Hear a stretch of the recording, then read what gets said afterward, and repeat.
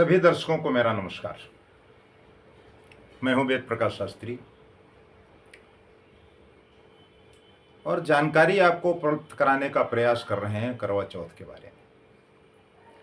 आस्था का पर्व प्रतिवर्ष बड़े धूमधाम से मनाया जाता है। हमारी माताएं बहनें महीनों से तैयारी करती हैं कि करवा चौथ का व्रत आ रहा है और इस व्रत को विधि विधान से हमें पूजा करके और पति के दीर्घायु की कामना करनी है। करवा चौथ हिंदू धर्म के सबसे महत्वपूर्ण त्योहारों में से एक है।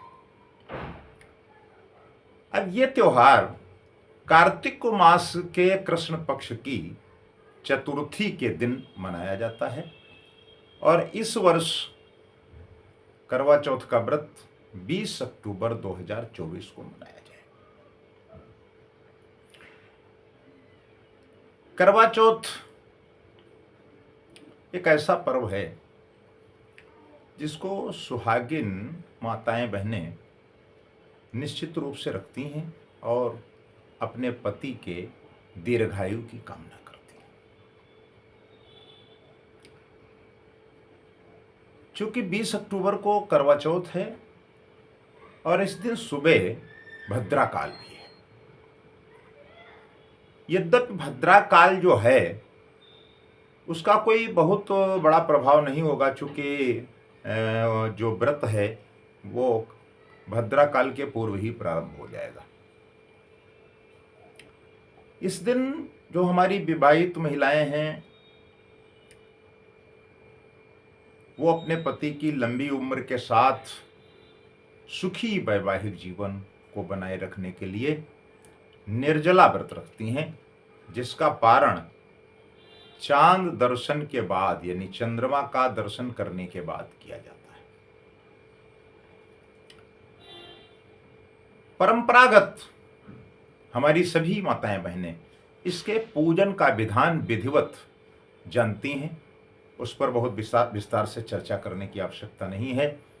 लेकिन व्रत की शुरुआत हमेशा सरगी खाने से होती है, जो सूर्योदय से करीब 2 घंटे पहले खाई जाती है।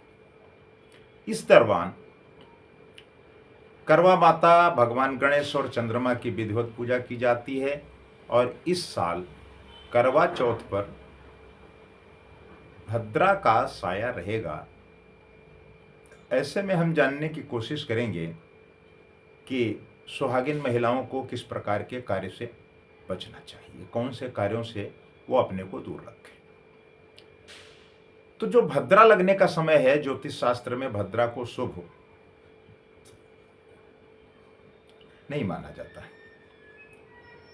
भद्रा शुभ कार्यों में बाधा उत्पन्न करती है। इस वर्ष करवा चौथ पर 20 अक्टूबर को 21 मिनट तक भद्रा का साया रहेगा। करवा चौथ के दिन पूजा का जो शुभ समय है वो 20 अक्टूबर 2024 को शाम 5:46 पर शुरू होगा और 19:02 तक रहेगा। अब करवा चौथ वाले दिन जो भद्रा काल है वो प्रातः काल 6:24 से और 6:46 तक रहेगा। चूंकि व्रत की शुरुआत भद्रा काल के पूर्व ही हो जाएगी, ऐसे में जो हमारी व्रती महिलाएं हैं वो सूर्योदय से पहले स्नान कर सर्गी ग्रहण कर ले और व्रत का संकल्प ले लें। इस दौरान कुछ ऐसे काम हैं जिनसे हमें बचना चाहिए, नहीं करना चाहिए। व्रत वाले दिन सुहागिन महिलाएं अपने श्रृंगार में सफेद और काले रंग की वस्तुओं का प्रयोग न करें, लेकिन काले रंग की कुछ वस्तुओं का प्रयोग करना आवश्यक भी है, इसलिए वो हमारी माताएं बहन करती हैं। वस्त्र इत्यादि धारण करने से थोड़ा सा बचना चाहिए। और जब हम इस तरीके के वस्त्रों का प्रयोग करते हैं तो नकारात्मक ऊर्जा के सृजन होने का दबाव रहता है। भद्रा काल के दौरान कोई भी व्यापार या निवेश करने से लोग बचते हैं। करवा चौथ पर पूजा के बाद जब भी कोई श्रृंगार की वस्तु बेची जाती है तो उसे इधर उधर न फेंकें। बच जाती है अगर तो इधर उधर न फेंकें, बल्कि उसे किसी पवित्र नदी में प्रवाहित करना चाहिए। इस दिन धारदार चीजों के इस्तेमाल से बचें। साथ ही किसी को भी मनमुटाव में न रखें, अपशब्द न कहें।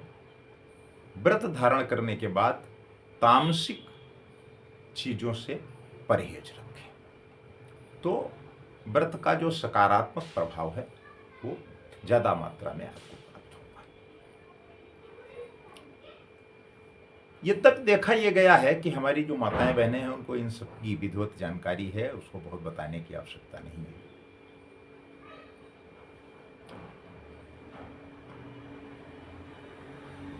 बहुत ज़्यादा विस्तार में जाने की आवश्यकता नहीं है। और शुभ मुहूर्त की जानकारी आपको हमने दी, भद्रा काल कब रहेगा इसकी जानकारी आपको दी, व्रत का समय क्या रहेगा और पूजन का शुभ मुहूर्त क्या रहेगा, इन सारी बातों के बारे में हमने आपको जानकारी दे दी। और हम आशा करते हैं कि आप सब अपने श्रद्धानुसार इस व्रत को रखेंगे। निर्जला व्रत का विधान है, वैसे यथाशक्ति तथा भक्ति ऐसा भी हमारे यहाँ उल्लेख किया गया है। तो आप सभी को करवा चौथ की बहुत बहुत बधाई, ढेर सारी शुभकामनाएं। किसी भी जानकारी के लिए आप हमारे चैनल को सब्सक्राइब कर सकते हैं, हमारा टेलीफोन नंबर रहता है, उस पर आप बात कर सकते हैं।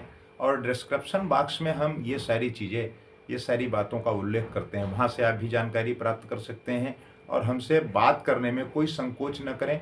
किसी भी प्रकार का कोई दक्षिणा या किसी भी प्रकार का कोई दान आपसे हमारे संस्थान द्वारा नहीं मांगा जाता है।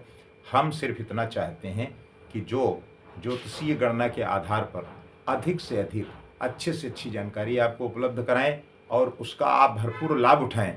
यही हमारी संस्थान के लिए सबसे बड़ी उपलब्धि है और यही हमारे लिए सबसे बड़ा दक्षिणा है। नमस्कार।